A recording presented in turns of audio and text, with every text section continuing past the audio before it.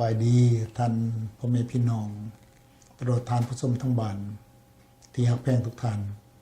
ขน้อยดรคำพานศิรวงศ์สบายดีพ่อแม่พี่น้องที่ฮักแพงทั้งหลายผู้ข้าชื่อว่าดรทองมันนรินทร์ไปใหญ่พักผ่อนพอสมาพักกวนเดี๋ยวกลับมาพอกันอีกตามเคยแล้วอยากจะถามท่านเกี่ยวกับเรื่องบุญที่2หรือว่าหีด12ตอนที่2คือกันกับบ่เฮาเว้าเมื่อกี้นี่เว้าเดือนเจียงผ่านไปแล้วแม่นบ่แล้วบัดจะกลับมาเว้าเรื่องตัวเดือนนี้ท่านพอที่จะสิเว้ายังให้ท่านพ่อแม่พี่น้องของพวกเฮานี่ฟังได้ตื่มอีกบอกว่าเดือนนี้นี่มีหยังเดือนนี้นี่แม่นบุญขุนเข้าบุญคุณเขาเจ้าแล้วเพราะว่าอยู่เป็นหยังว่าใส่เป็นบุญคุณเขานั่นสาเหตุเนี่ยอะไรเพราะว่ามีเรื่องเล่าจังได๋จังเพิ่นจังอันนี้มาอันนี้เด้อบุญขุนเข้านี่เพิ่นเฮ็ดใส่เดือน2เพราะว่าอยู่บ้านเฮาหัน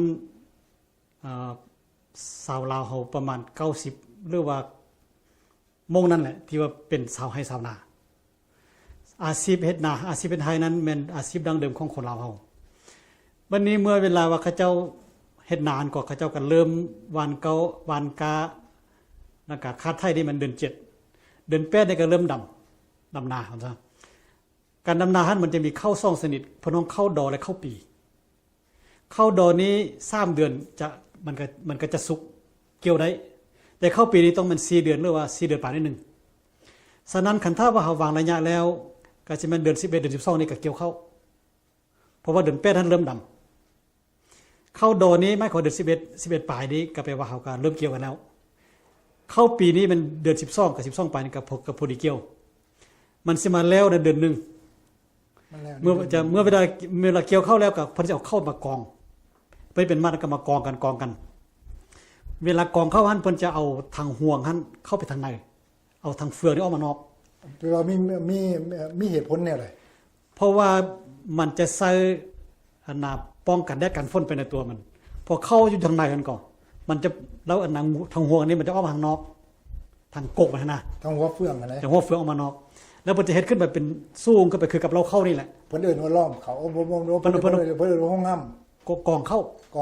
เดี๋ยวกองเข้าบ่เป็นกองได้กองเข้าเจ้าแล้ววันนี้เข้าวันจะอยู่หั่นประมาณเดือนนึงหรือเดือนครึ่งก็พอดีเฟืองกันแห้งก็พอดีถึงเดือน2แล้วไปเดือน2แล้วพวกพ่อแม่พี่น้องเฮาจะได้ไปเก็บเฟืองกันออกมาแล้วเข้าอยู่แต่ที่ว่าอันมัดเฟืองกันก่อนมัดเข้าประมาณ 70-80% นั้นมันจะลนอยู่ในกองหั่นเลยแล้วที่เลือกมันเพิ่นจะมาฟาดตึมเพิ่นต้องฟาดเข้าหรือตีเข้าหลังบ่นี้เพิ่นก็ควายไปเอาควายเอางัวไปเยียบผู้ค้ายังจือได้สมัยเด็กน้อยนี่เคยไปตีเข้านำเพิ่นน้องไปตีเข้าเพิ่นจะอวนกันหมดบ้านไปตีเข้าแล้วตีเข้าเฮาจะให้เพิ่นเอาเฟืองออกจากกองเข้ามาแล้วก็มาตีอีกตึมซ้ำนึงเพื่อว่าอยากให้มันออกหมดเจ้าแต่ว่าเข้าที่มันล้นอยู่ในกองนั่นก็ประมาณ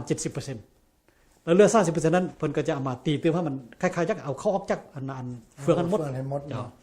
แล้วก็พอดีมันมาบรรจบโคฮอบกับเดือน2ภายหลังจากที่ว่าตีแล้วนี่เพียงแต่ว่าทานที่บอกว่าเหตุการณ์คุ้นเขานี่มันเมื่อเวลาตีแล้วเด้อแม่นบ่แม่นแล้วเจ้าแล้ว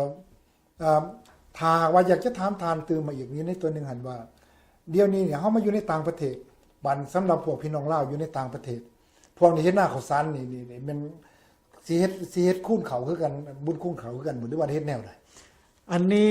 เฮาก็เฮ็ดตามประเพณีเห็นซะคล้ายๆว่าตามฮีตตามคองซื่อความจริงแล้วเรื่องการเฮ็ดบุญ